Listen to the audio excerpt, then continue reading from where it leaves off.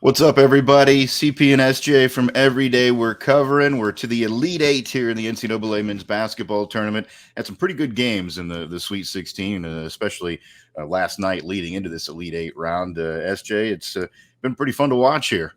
Yeah, for sure. I mean, of course, there's a big injury to Houston. You hate to see that, but that's the way it goes. And obviously, we would have made a different play had we known that was going to happen. But that's the way it goes. You don't really know, but this should be some couple good matchups today and again on Sunday. Yeah, really felt bad for Houston. That's a tough way for your season to end. Best player in the country pretty much goes down in that one. But today we'll start it off here with a couple of contests in the evening. We start at 5:09 here tonight for the first one, as the UConn Huskies will get to test their mettle and see if they're the team that's going to continue to roll here in this tournament as they take on Illinois. I've got UConn as a 9-point favorite. The over/under at 155. SJ, what are you liking in that one? Yeah, I'm actually getting the same numbers there, so that's nice on that front. I know it seems crazy to even think about picking a team to cover against UConn, and on top of that, make a run and ever make it close. But they have not had a close game by any means so far. And part of my problem is I've seen Illinois a lot, being in a Big Ten school, so that kind of clouds my judgment a little. I maybe give them a little bit more of the benefit of the doubt. And even last game, I mean they pulled one out, and the free throw shooting was just atrocious. So I'll be interested to see if they can keep it close, how UConn responds. I'm going to go ahead and be crazy though and take them +9. I think UConn will still win, but nine's a pretty big number, especially in the Elite Eight. And I think just the style wise, and that Shannon's kind of a menace there, so I think they can maybe keep it close. Yeah, it's going to be an interesting game. I certainly was disappointed in the way my team, Iowa State, played against Illinois. That start was just horrendous, and that's really what did them in. But I'm with you. I'm kind of teetering on this one. I think UConn has the ability to still run away with this game, but I'm going to more so look at that over total. I think they get over 155. These are two teams that really like to score a lot. That is a little bit of a higher number per se, but I still think they get over it easily. That's going to be kind of one of those shootouts, I have a feeling. So I'm going to go over 155 in that one. Then we finish off tonight with Alabama taking on Clemson. Certainly not the matchup that many people predicted, I think, here in this region, but two teams that are playing awfully well. Lines I'm seeing, Bama by 3 and 164.5, the over/under total. And I don't know. I want to say that I think Alabama's, have been a surprising team and maybe were underestimated coming into this tournament. And they certainly, proved that they can beat some good teams the way they played at the end of that game against Carolina. I thought once they got down, that was going to be it, but they came back and did it. But I feel like this Clemson team's just on some kind of heater here in this tournament. They just seem to be playing well together. They've got a lot of different guys that can do different types of things. This is going to be a really tough game. But I'll give Clemson the benefit of the doubt and take that 3 if they're getting it. And if it goes a little higher than that, I'd feel even better about it. Yeah, this is one of those you could see going either way for the simple fact that neither of these teams was expected to make it this far just based upon seeding. Of course, they thought they could make it there, and you always got to have that mindset. So, because of that reason, it's too easy to say, oh, I could see, Clemson pulling it out, or I could see Alabama pulling it. I'm kind of 50-50 there. So I'm going to hit that total and go the unders. I know they're both pretty explosive teams, but I mean, that's a 83-82 game for a simple, just to get to 165. And we haven't seen many games like that in the tournament. If it's been one team's been in the 80s, the other one's been in the 50s or 60s. So I just don't see it being.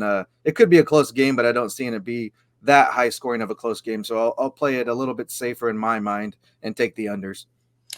We move on to that Sunday slate then for the final 2 Elite Eight contests, and the Purdue Boilermakers at 1:20 in the afternoon. We'll get to take on Tennessee. Right now I'm seeing Purdue as a 3-point favorite in this game.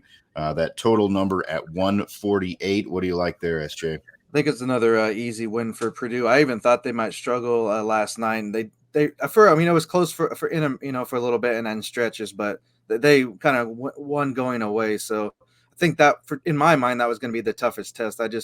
The inside game.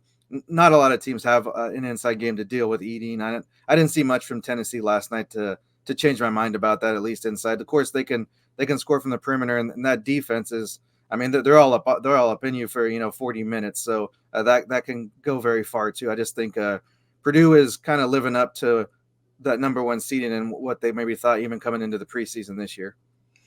Yeah, Purdue looks to really, really good, and Tennessee, yeah, they've kind of had their moments where they maybe could have looked a lot better, but maybe let a game get a little closer there than they needed to, especially this last one.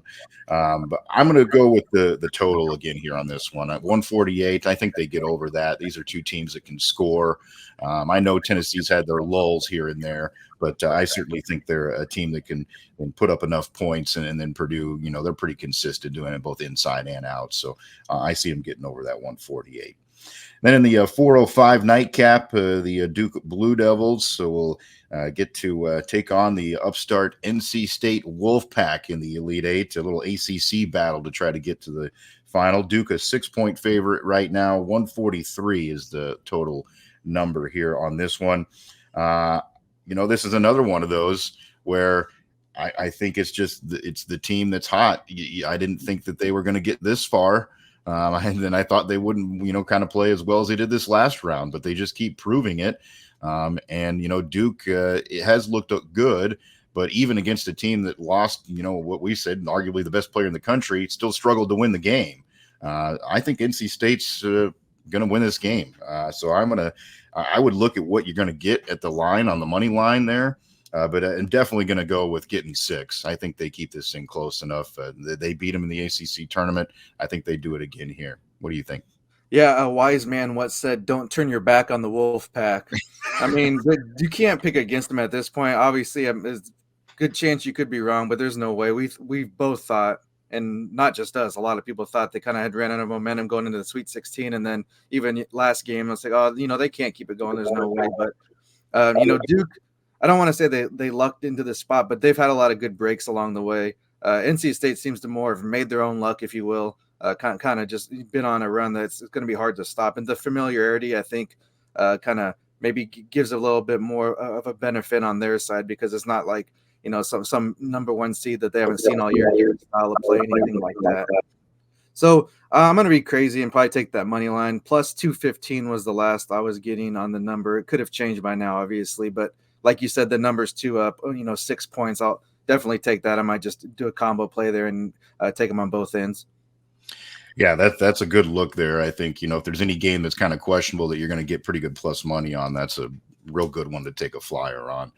Should be fun. They split during the season. Obviously Duke won it during the regular season, but they came back and won that ACC tournament. So should be a fun round of basketball. I don't think they're going to get anybody to come join the Wolfpack like Hogan or anything here, but probably no heel turns. I think Duke's heel enough. So in this case, the Wolfpack are the good guys. Exactly. Well, I'll be rooting for them.